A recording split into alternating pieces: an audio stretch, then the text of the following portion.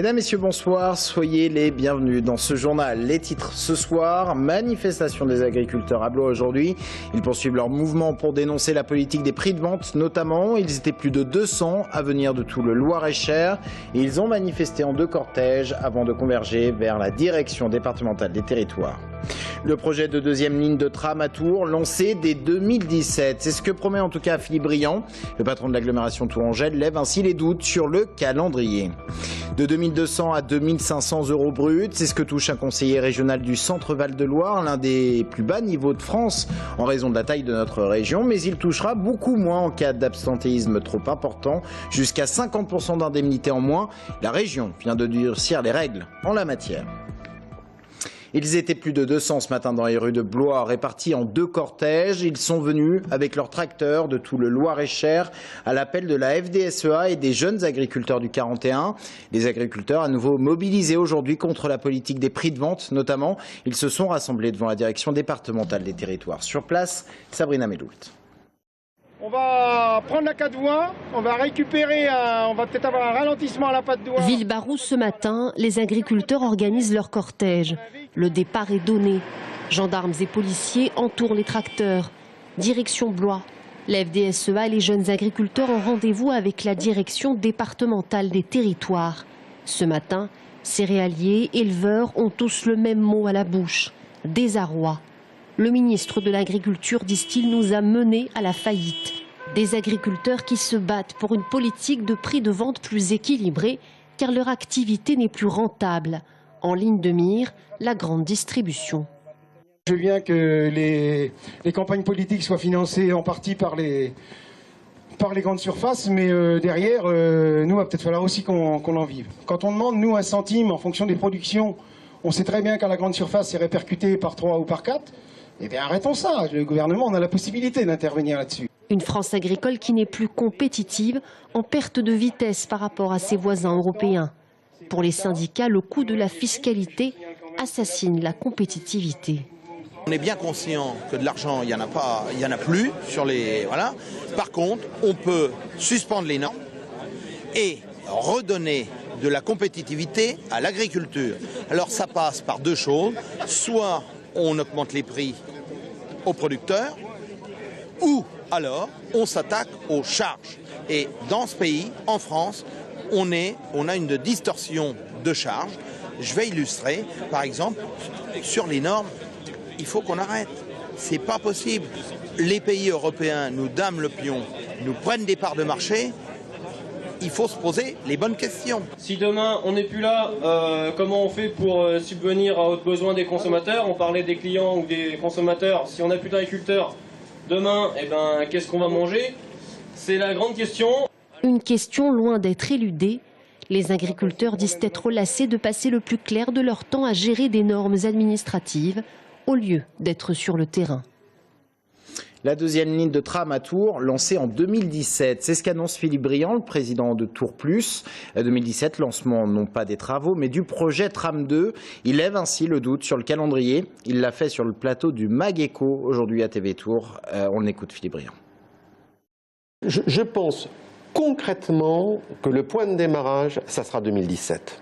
Voilà, on l'a vu, il y a un accord. C'est une nécessité. Quand vous avez de l'argent public, vous êtes là pour faire attention aux choix que vous faites. C'est de l'impôt que vous levez. Et c'est de l'impôt différé avec les dettes que vous contractez. Donc il faut réfléchir à 2 fois avant de savoir ce que l'on va faire.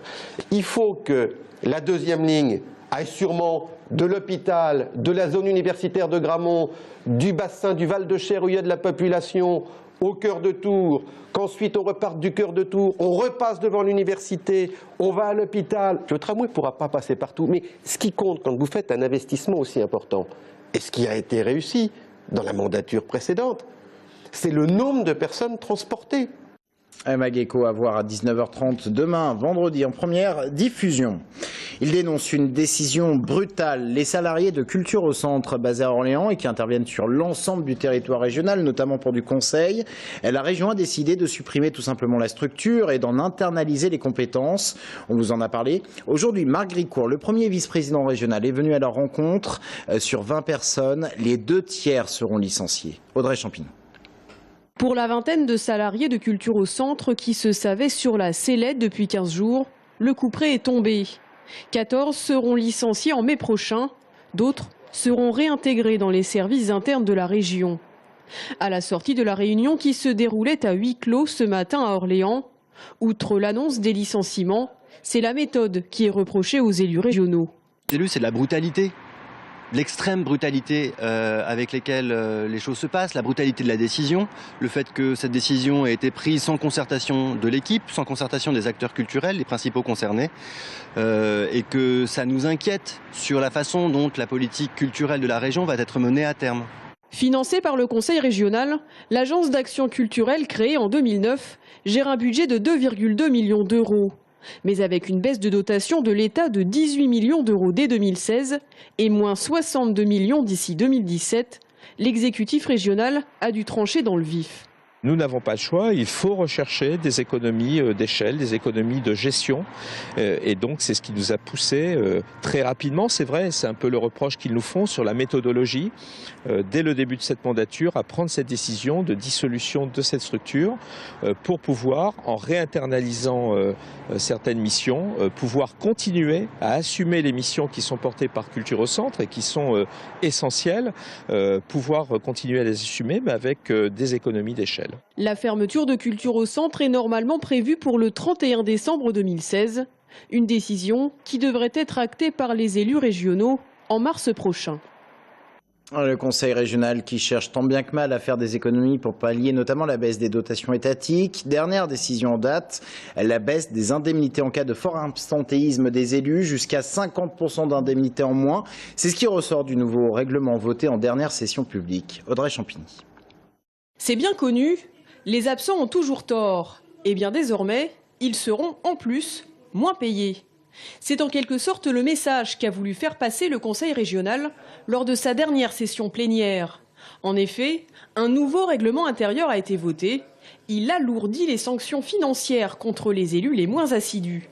En région Centre-Val de Loire, les 77 conseillers régionaux touchent ainsi chacun 2 280 € bruts par mois. Les 24 qui sont élus membres à la commission permanente gagnent, eux, 2 508 €. Pour ce qui est de l'indemnité des 13 vice-présidents, elle s'élève à 3 193 €. Quant au président, François Bonneau, il touche 5 512 €. Avec cette nouvelle sanction du règlement intérieur, désormais, un élu dont le temps d'absence sera de plus de 30% sur une durée de 3 mois verra son indemnité réduite de 50%. Si l'élu frontiste Philippe Loiseau a déjà été pointé du doigt en ce début de mandat par certains élus de droite, difficile pour autant d'avoir des statistiques exhaustives sur l'absentéisme des élus. À la région, on précise simplement que sur le dernier mandat, il y a eu au moins une sanction financière appliquée contre un élu par trimestre. Il était sorti par la petite porte, il est revenu par la grande. Bob Millette rempile pour 3 ans au Rempart de Tours, le club de hockey tourangeau. Il est revenu en octobre dernier en tant qu'entraîneur-manager général. Une petite revanche pour lui qui avait subi la dissolution des Diables Noirs en 2010. Romain Delville. En signant un contrat de 3 ans, Bob Millette s'inscrit donc dans la durée avec les Remparts de Tours.